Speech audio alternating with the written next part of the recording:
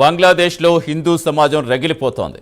రామమందిర నిర్మాణం నిలిపేయటం, దానికి తోడు శ్రీరాముని చిత్రపటాన్ని అవమానించారనే ఆరోపణలతో వేలాదిగా హిందువులు ఇప్పుడు వీధుల్లోకి వస్తున్నారు. రాజధాని ఢాకా వీధుల్లో వేల సంఖ్యలో ప్రజలు నిరసన ప్రదర్శన చేస్తున్నారు. వాళ్ళ ఆవేదన, ఆగ్రహం స్పష్టంగా కనిపిస్తోంది. జై శ్రీరామ్ నినాదాలతో ఢాకా నగరం మారుమోగిపోతోంది. ఈ ఘటనలకు కారణమైన వారిని అరెస్ట్ చేయాలని హిందూ సంఘాలు 72 గంటల అల్టిమేటం ఇచ్చాయి. బంగ్లాదేశ్లో గైబందా జిల్లా పలాస్బోరిలో 81 అడుగులు ఎత్తున శ్రీరాముని విగ్రహ నిర్మాణం అడ్డుకోవడంతో వివాదం మొదలైంది. ఈ ప్రాజెక్టు చేపట్టిన రాధా గోవింద్ మందిర్ కమిటీ చెబుతున్న దాని ప్రకారం ఇస్లామిక్ గ్రూపుల నుంచి చాలా తీవ్ర బెదిరింపులు వచ్చాయట. దీంతో నిర్మాణ పనులు నిలిచిపోయాయి. దీనికి కొద్ది రోజుల ముందే గైబందాలో జరిగిన ఒక ఆందోళనకు ఇస్లామిక్ మూకలు శ్రీరాముని చిత్రపటాన్ని అవమానించాయని హిందూ సంఘాలు ఆరోపిస్తున్నాయి. ఈ ఘటనపై కేసు నమోదైనప్పటికీ ఇంతవరకు ఎవరిని అరెస్ట్ చేయకపోవటం హిందూ సంఘాల ఆగ్రహానికి ప్రధాన కారణం. ఇప్పుడు ఈ పరిణామాలన్నీ బంగ్లాదేశ్లో హిందూ మైనార్టీల భద్రత, హక్కుల గురించిన తీవ్ర ఆందోళన పెంచుతోంది.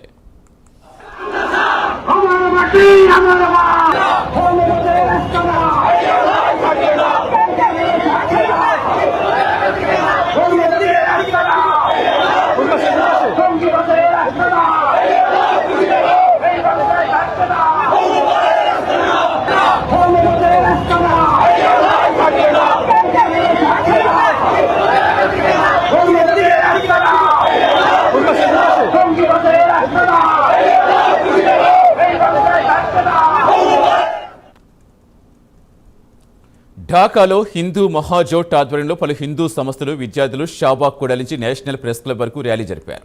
నేషనల్ ప్రెస్ క్లబ్ ముందు మానవహారం కూడా నిర్వహించారు.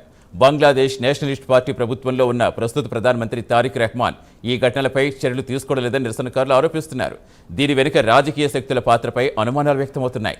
నిందితులను వెంటనే అరెస్ట్ చేయాలని, లేకపోతే దేశవ్యాప్తంగా పెద్ద ఎత్తున ఆందోళన నిర్వహిస్తామని హిందూ సంఘాలు హెచ్చరించాయి.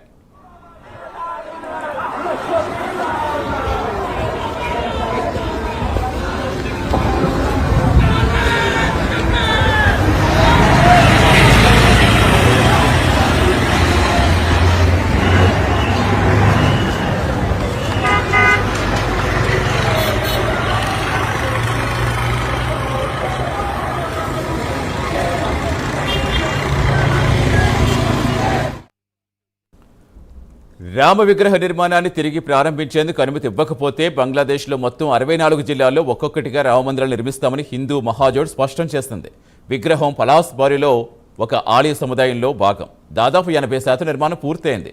ప్రాజెక్ట్ అంచనా వ్యయం 22 కోట్ల బంగ్లాదేశ్ టాకా, అంటే భారత కరెన్సీలో సుమారుగా 15.6 కోట్ల రూపాయలు. ఇందులో 50 అడుగుల శ్రీకృష్ణుడు, 30 అడుగుల శివుడి విగ్రహాలు కూడా ఉన్నాయి.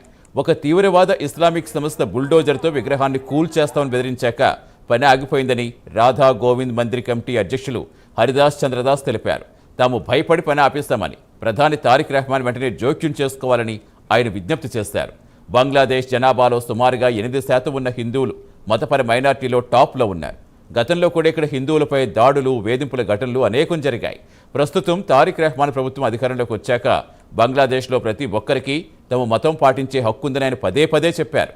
కానీ ఈ ఏడాది జనవరి 1 నుంచి మార్చి 31 మధ్య సుమారుగా 133 మతహింస కేసులు నమోదయ్యాయని గణాంకాలు చెబుతున్నాయి. ఇది ప్రభుత్వ వాదనకు, వాస్తవ పరిస్థితికి మధ్య ఉన్న అంతరాన్ని స్పష్టం చేస్తోంది. మరి ఈ ఆందోళన పర్యవసనాలు ఎలా ఉంటాయో చూడాలి.